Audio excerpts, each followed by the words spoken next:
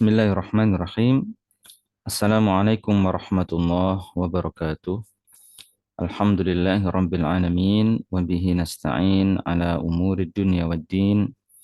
Wassalatu wassalamu ala asyrafil anbiya'i wal mursalin wa ala alihi wa ashabihi ajma'in. Ashhadu an la ilaha illallah wahdahu la syarika lah wa ashhadu anna Muhammadan abduhu wa rasuluhu la nabiyya wa la rasula ba'dah. اللهم لا علم لنا إلا ما علمتنا إنك أنت العليم الحكيم وتب علينا إنك أنت التواب الرحيم اللهم علمنا ما ينفعنا وانفعنا بما علمتنا وزدنا علما اللهم ارزقنا فهم النبيين وحفظ المرسلين وإلهام الملائكة المقربين برحمتك يا أرحم الراحمين.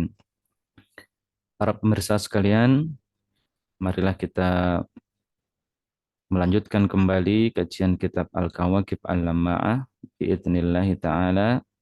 Mudah-mudahan Allah Subhanahu wa ta'ala meridhai kita semua, memberkahi hidup kita, dan menjadikan ilmu yang kita pelajari sebagai ilmu yang bermanfaat fid dharain, di dunia dan di akhirat. Pada pertemuan kali ini kita masuk ke bab ketiga dari kitab Al-Kawakib Al-Lamma'ah. Setelah sebelumnya kita menyelesaikan pembahasan di bab 2 tentang menggabungkan ilmu dan amal. Kali ini topik kita adalah larangan taklid dalam masalah akidah.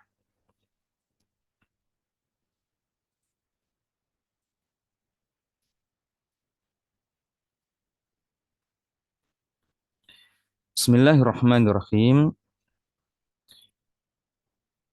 Al-babu tsalits. Aujaballahu 'alal insan istimala aqlihi hina yu'minu billahi ta'ala wa nahahu 'anit taqlidi fil aqidah. Allah Subhanahu wa ta'ala mewajibkan kepada manusia untuk menggunakan akalnya pada saat mereka mengimani Allah Subhanahu wa ta'ala, dan Allah melarang manusia untuk taklid dalam akidah. Qala Rabbul Alamin wa laqad tara'na li jahannama katsiran minal jinni wal ins lahum qulubun la yafqahuna biha wa lahum a'yunun la yubsiruna biha wa lahum adhanun la yasma'una biha ulaika kal an'ami bal hum adall ulaika humul ghafilun. Dan telah kami penuhi jahanam itu dengan kebanyakan dari golongan jin dan manusia. Mereka memiliki qalb, memiliki hati, la yafqahuna biha, tetapi tidak digunakan untuk memahami hati tersebut. Mereka juga memiliki mata, la yubsiruna biha, tetapi tidak digunakan untuk melihat. Walahum adhanun, mereka juga memiliki telinga-telinga, la yasma'una biha, yang tidak mereka gunakan untuk mendengar. Ulaika kal an'am bal hum adall. Mereka itu seperti binatang ternak, bahkan mereka itu lebih sesat lagi. Ulaika humul ghafilun, mereka itulah orang-orang yang lalai. Para pemirsa sekalian, kita memahami bahwa proses berpikir atau yang dinamakan dengan akal itu adalah proses menggunakan panca indera kita ini, atau salah satu di antara panca indera ini, untuk mencerap suatu fakta, suatu realitas, untuk kemudian dikirim ke dalam otak realitas tadi itu, dan di sana diolah, ditafsirkan berdasarkan al-ma'lumat as-sabiqat, berdasarkan previous information, previous knowledge, pengetahuan-pengetahuan yang ada sebelumnya yang tersimpan di sana. Itu adalah proses berpikir. Nah, di dalam Quran surah Al-A'raf ayat 179 ini, digambarkan bagaimana manusia dan jin mereka itu memiliki indera, tetapi inderanya itu tidak mereka gunakan untuk melakukan proses berpikir tadi itu. Akalnya tidak difungsikan. Nah, itulah yang menjadikan sebab mereka sangat tercela dan di dalam ayat ini disebutkan mereka dimasukkan ke dalam neraka jahanam. Artinya ada celaan yang sangat berat dari Allah Subhanahu wa taala pada sikap tidak mau berpikir. Nah, itulah mengapa di dalam judul bab ini disebutkan aujaballahu 'alal insan istimala aqlihi. Allah mewajibkan manusia untuk menggunakan akalnya. Kapan? Yaitu pada saat mereka beriman kepada Allah Subhanahu wa taala. Untuk beriman itu mesti melalui jalur itu, jalur berpikir. Wa qala, dan Allah Subhanahu wa taala berfirman menceritakan bagaimana para penduduk neraka.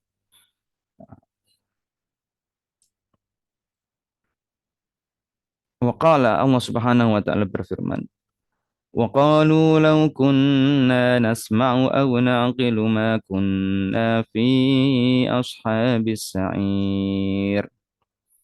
Dan mereka berkata, seandainya kami dulu di dunia itu nasma'u, mendengarkan, menggunakan telinganya, ya, indera telinganya, au na'qilu, atau menggunakan akal.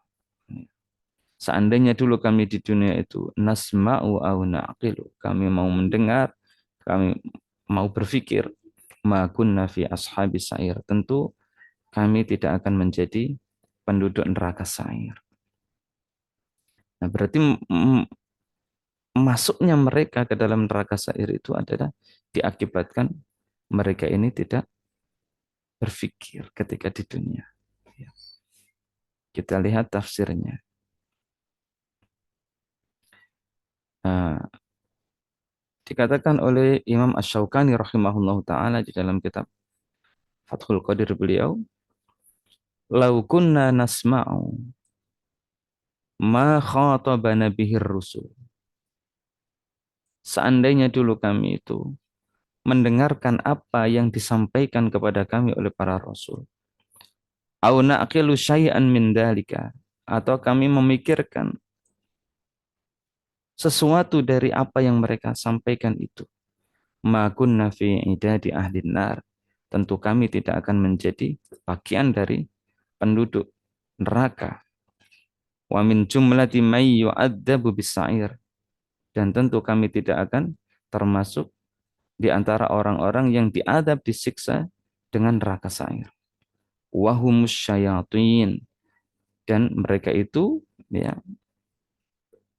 golongan yang disiksa di as-sa'ir, di neraka as-sa'ir tadi itu adalah asyayatin, yaitu para setan.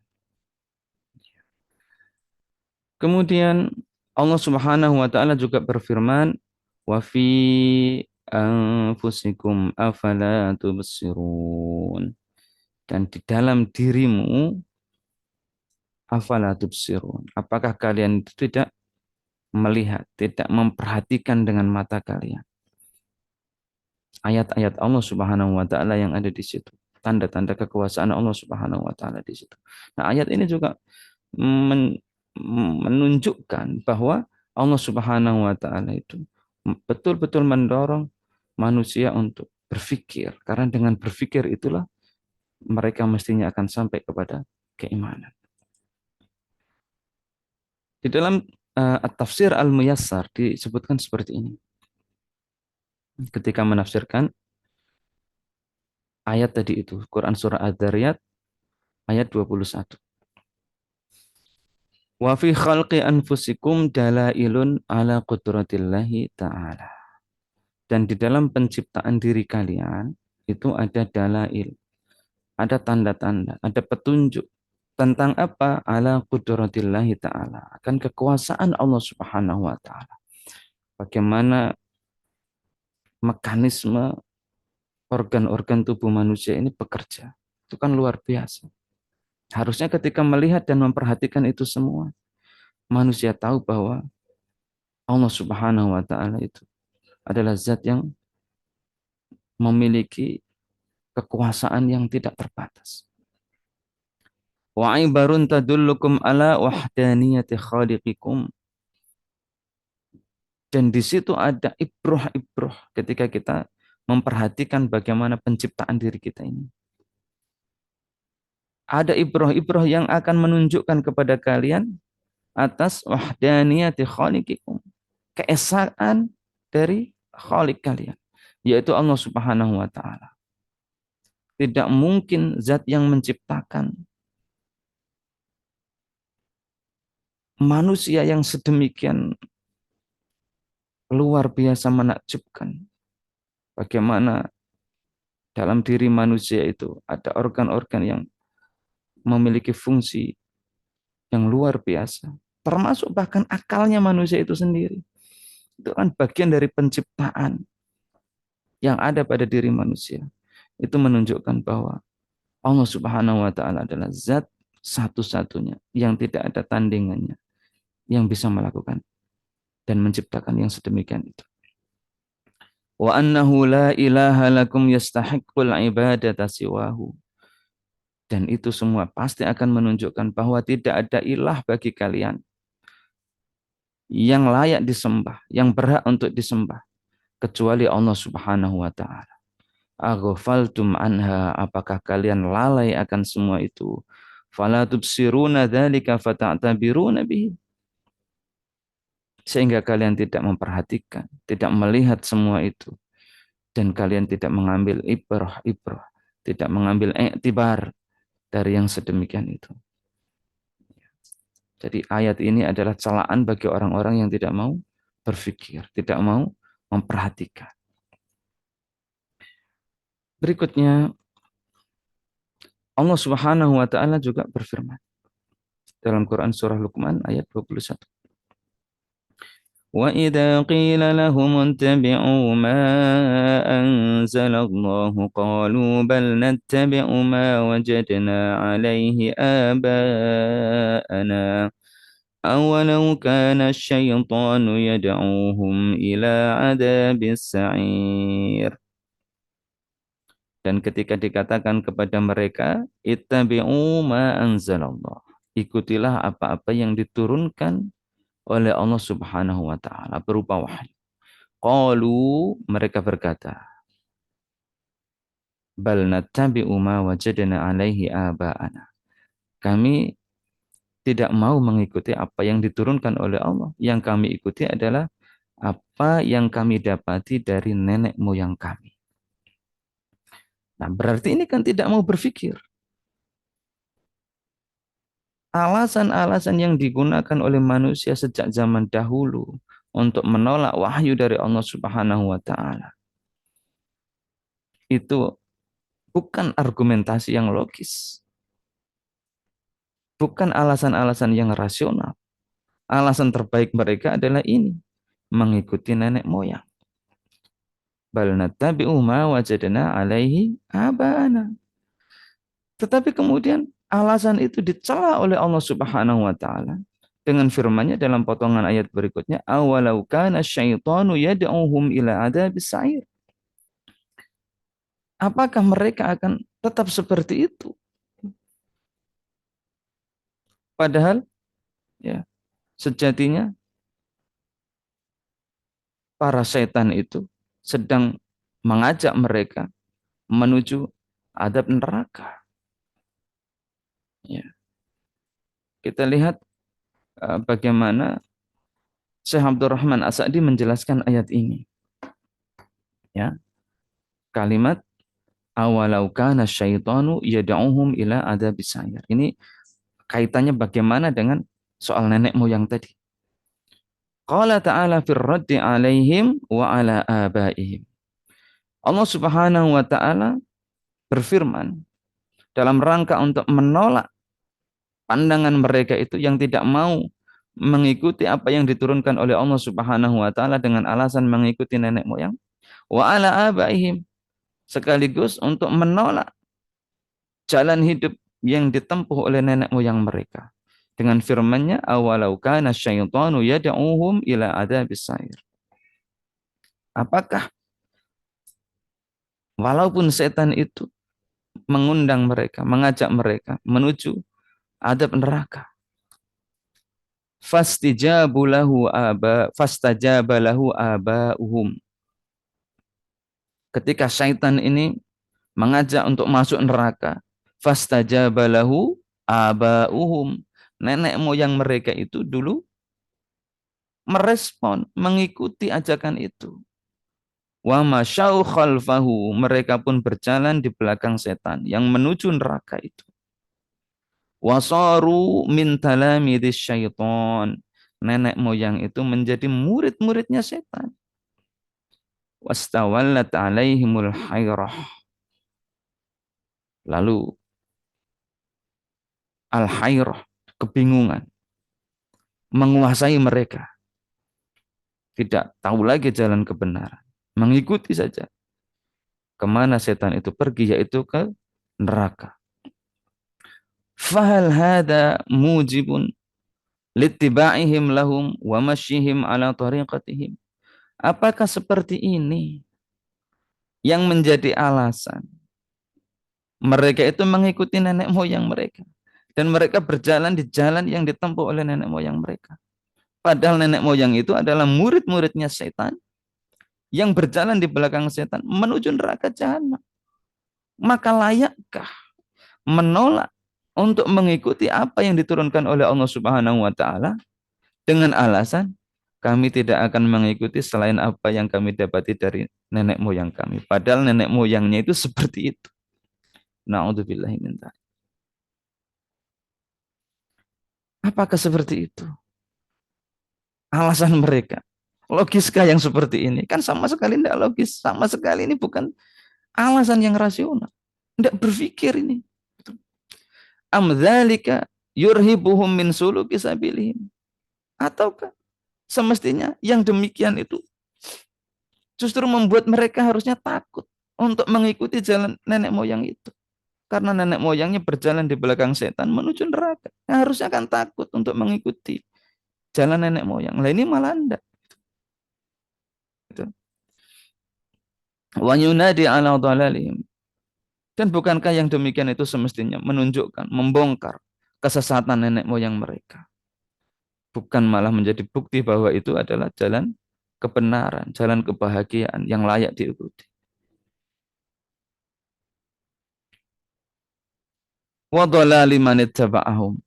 Dan bukankah yang sedemikian itu fakta bahwa mereka mengikuti jalan setan ini, bukankah itu menunjukkan kesesatan orang-orang yang mengikuti nenek moyang tersebut? Kan ini berpikir yang logis. Bukannya malah menutup pikiran, lalu kemudian menolak apa yang diturunkan oleh Allah Subhanahu wa taala dengan alasan mengikuti nenek moyang. Lalu kemudian Syekh Abdurrahman As-Sa'di juga menambahkan, walaisa da'watus syaitan li abaihim walahum mahabbatan lahum wa mawaddatan. Jangan dikira ajakan setan kepada nenek moyang mereka dan kepada mereka ini, ajakan setan itu adalah mahabbah, adalah wujud kecintaan setan bagi mereka, wa mawaddah, dan kasih sayang setan kepada mereka. Bukan, ajakan itu bukan sama sekali, bukan kasih sayang, bukan bentuk kecintaan dari setan kepada mereka. Wa innama dzalika adawatun lahum wa makrun bihim. Justru semua itu adalah bentuk permusuhan dan makar kepada mereka. Wabil haqiqati atba'uhu min a'da'i. Secara hakikinya, hakikatnya, orang-orang yang mengikuti setan tadi itu, orang-orang yang berjalan di belakang setan tadi itu, bukanlah teman dalam makna yang sebenarnya. Justru mereka ini adalah musuhnya, tetap musuhnya. Secara hakiki, para pengikut setan itu adalah musuh setan. Alladzina tamakkana minhum wa dhafaru bihim. yang telah berhasil dikuasai oleh setan dan setan menang atas mereka. Itu musuhnya sebenarnya, tapi mereka telah dikalahkan oleh setan itu. Lalu mereka mengikuti ajakan setan. Itu sama sekali hubungannya bukan hubungan kasih sayang antara setan dengan orang-orang yang mengikutinya. Tetap secara hakiki mereka adalah musuh yang nyata. Wa qarrat ainuhu. Setan itu sangat senang sekali. Matanya berbinar-binar karena saking senangnya. Senang apa? Bistihqaqihim adab as-sa'ir. Ketika melihat para pengikutnya itu layak diadab di neraka sa'ir, neraka jahanam, dalam siksanya Allah Subhanahu wa taala. Senang. Senang melihat mereka diadab. Biqabuli da'watihi, gara-gara mereka mengikuti ajakan syaitan. Insyaallah. Na'udzubillahi min dzalik. Mudah-mudahan Allah Subhanahu wa taala menghindarkan kita dari uh, perkara yang sedemikian ini, yaitu tidak mau berpikir, tidak mau menggunakan akal dalam berakidah, dalam beriman kepada Allah Subhanahu wa taala, dan mengikuti jalan-jalan lain yang bukan jalan Allah Subhanahu wa taala. Di antaranya tentu itu adalah jalan-jalan yang menjadi jalan-jalan setan. Demikian bab ketiga dari kitab Al-Kawakib Al-Lama'ah, yaitu aujaballahu 'alal insan istimala aqlihi hina yu'minu billahi ta'ala wa nahahu anit taqlid fil aqidah. Allah Subhanahu wa taala mewajibkan manusia untuk menggunakan akalnya ketika beriman kepada Allah Subhanahu wa taala, dan Allah melarang mereka untuk taklid dalam perkara akidah. Dan taklid sebagaimana yang dicontohkan dalam ayat-ayat Al-Qur'an adalah taklid kepada nenek moyang. Aku qouli hadza wastaghfirullahal azim li wa lakum wa lisairil muslimin. Subhanakallahumma bihamdika asyhadu an la ilaha illa anta astaghfiruka wa atubu ilaik. Wassalamualaikum warahmatullahi wabarakatuh.